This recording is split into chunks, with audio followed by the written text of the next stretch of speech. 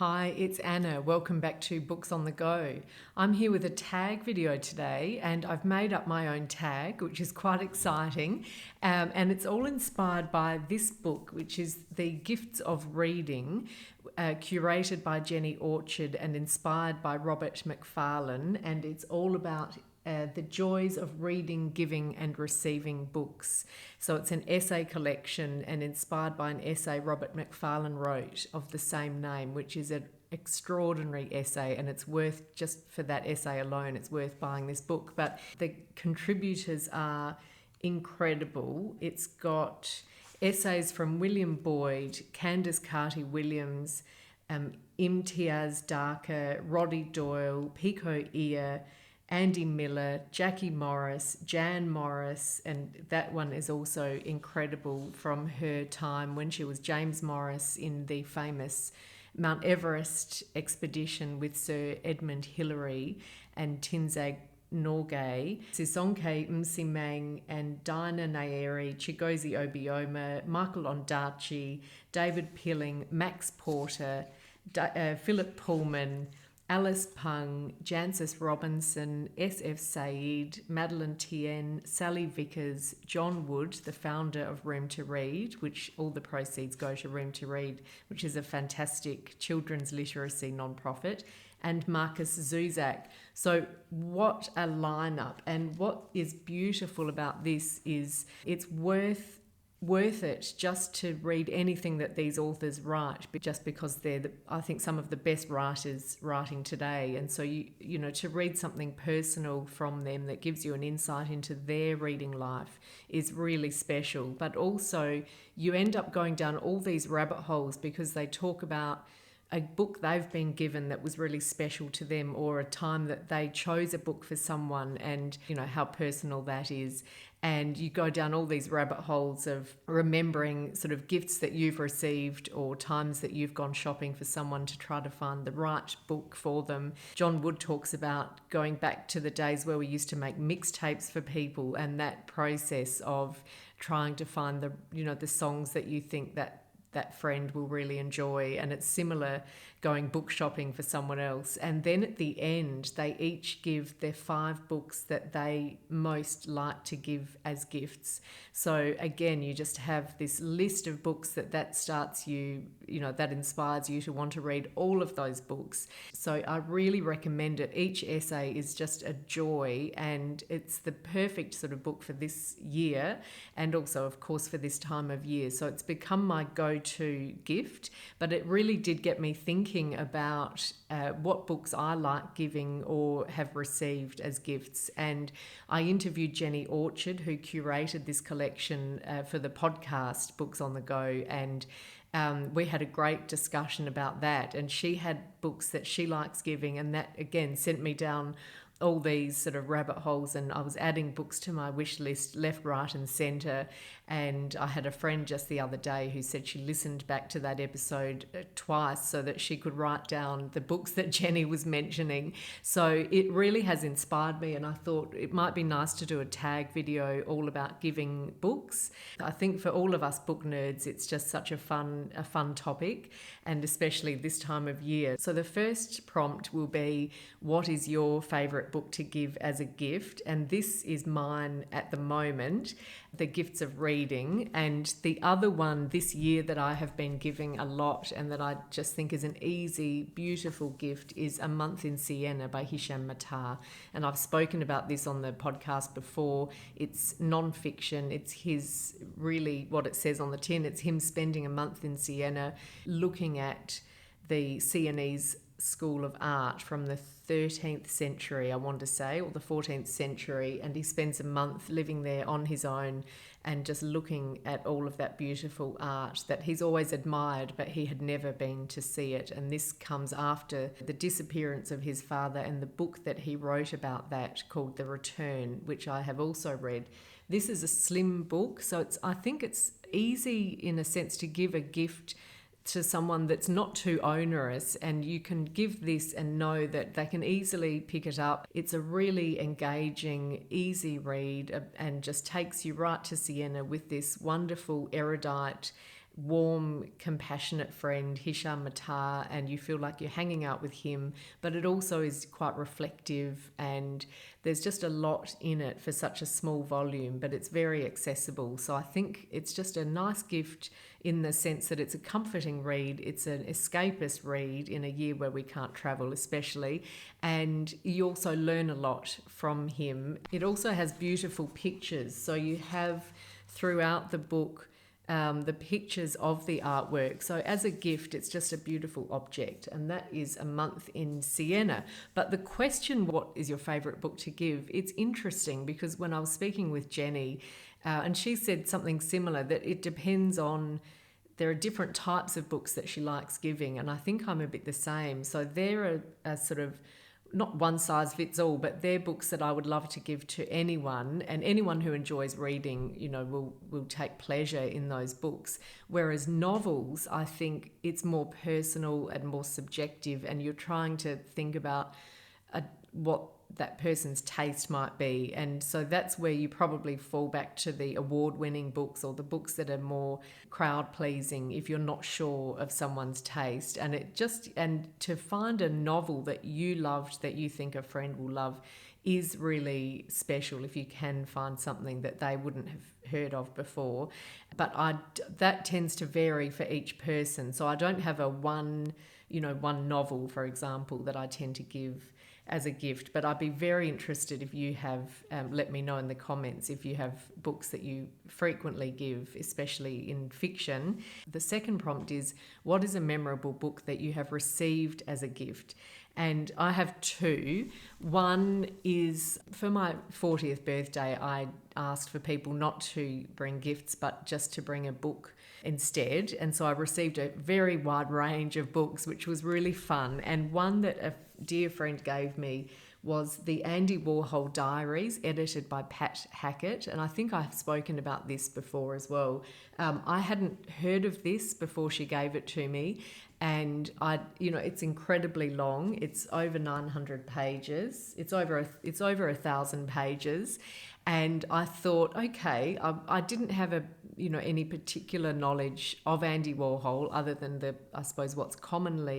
what we commonly know of him. But I thought I'll dip in and out of it. It's because it is his diary. It's, day by day. And so you can easily, pick it up and dip in and out. And the way it started was he used to claim, I think, a tax deduction for his expenses involved with his work, a lot of which was catching taxis, going to parties, things like that. And then I think it was disputed, and he had to keep a paper trail of all of his events and things that he did and went to so that he could claim those costs. I think that's how it started. So he would ring his secretary each morning at 9 a.m. and dictate the day that he'd had, the day before. And so it starts as quite a transactional, the idea was quite a simple one, just in terms of accounting. But then you end up getting from this, and it's edited beautifully. So it is, even though it's very long, the most interesting, parts. This beautiful story of Andy Warhol, and he's a character almost like in a novel where you follow him and his friendships and his the ups and downs, and some of the characters recur, or the people who he spends quite a lot of time with. Basquiat's in there, and others, Truman Capote he goes to see, and Diane von Furstenberg hosts a party and she always serves the same hors d'oeuvres and things like that. It's so fascinating, but also it becomes quite poignant because you're really getting to know him as a character, and it takes you all the way to his death in 1987. And so it's really beautiful. I became totally compelled and couldn't put it down. And indeed, I didn't, I started by dipping in and out. I ended up reading it absolutely cover to cover. I think I took it with me on a beach holiday and sort of read it there, and it was just amazing. And the thing about this book that has been memorable, I suppose, apart from that it surprised me in a really good way, was it actually changed my thinking and made me want to go out more. And it's very easy, I think, to sit at home, especially if you love reading, as we all do, and just enjoy a quiet night in with a book, that really is heaven. But I realised after reading this that, when you look at his life wasn't spent sitting on the couch watching TV or even reading a book. It was that interaction with his friends and that meeting new people, the stimulation of going somewhere in New York, seeing something new, that inspired his creativity or a business idea. All of those things were what really made up his life. And so it made me think I've got to get out more and do a bit more with my life. So it really was inspiring. I recommend it highly, but just as a memorable gift, this one has really stayed with me. The other one at the other end of the spectrum, very small and a gorgeous, small, sort of old edition of The Man of Property by John Galsworthy. And he was a Nobel winner in literature, and I hadn't heard of him before, but my aunt gave me this and said it was my grandmother's favourite book, or one of her favourite books. And this is the first in the Forsyth saga, which is quite famous, so I'm sure most of you have heard of it, but I hadn't at the time, and I really, really enjoyed it. It's very, I suppose, a traditional novel now, we would think of it as, but follows this family. It's a very London book, so I loved it for that reason. I always love when you're in a novel and you're going down streets of London, like Sloane Square or wherever it might be, that are still there, they're still sort of the same. It gives it a timeless feel, I suppose. And it's, there are some things that might be problematic as we read it today, but it's sort of unsentimental, beautifully observed, and really interesting, sort of astute look at different types of people in that time and the social mores in England and the sort of the class divide and relationships, family dynamics, all of those things. So really enjoyed it. That's The Man of Property. And then my third prompt is, have you ever discovered a new author that you love through a gift, through being given a book by them? And that hasn't happened to me too often because if I do receive books as gifts, but often it's a book that I've asked for, or that hasn't happened to me too often. But there was one this year. My husband gave me Valentine by Elizabeth Wetmore, and I'd had heard of this book, but I hadn't bought it, and I may not have, if I hadn't sort of been given it as a gift. Jason at Imprints had recommended it to Jason, my husband's also Jason, as one of the best books he had read this year. And so I'm really glad that he did, and then Jason got it for me because I really loved it. It's a debut novel set in Texas in the 1970s during an oil boom and in an oil mining town, and it has a sort of a women's perspective on what it was like in those days. Very tough sort of life. It gives you an amazing sense of place, and the characters ring true, and it was, I thought, so accomplished, and I really liked it. So that was Valentine, and I'll be very interested to read what Elizabeth Wetmore does next. And then the next prompt is, if a friend gives you a book, do you feel compelled to read it? And in my case, no, but I do try. I generally will start it at least, because then if I like it, I think it's really nice if you can thank someone and also say, I really loved the book. And especially if it's one that they've enjoyed and it's more of a personal gift. Of course, I hope that I'll like it. But if I don't enjoy it, I don't feel at all compelled to finish it. And that's as per my DNF policy generally. And I wouldn't say anything to them. Let's move on, and, we won't speak of it again. And they don't need to know, if I haven't finished it. So I don't feel compelled, but it is interesting. I do feel compelled to at least, I want to read it and like it. So I've got a couple here. They're not necessarily gifts, but Idaho by Emily Ruskovich, which Jason at Imprints recommended to me, and I probably will like it because I think we have quite similar taste, but I feel it's one of those things where I want to at least try to read it so that I can report back to him. Because I've heard that it's quite dark, I haven't felt in the mood for that yet, but I will come to it. Let me know if you've read it and what you thought.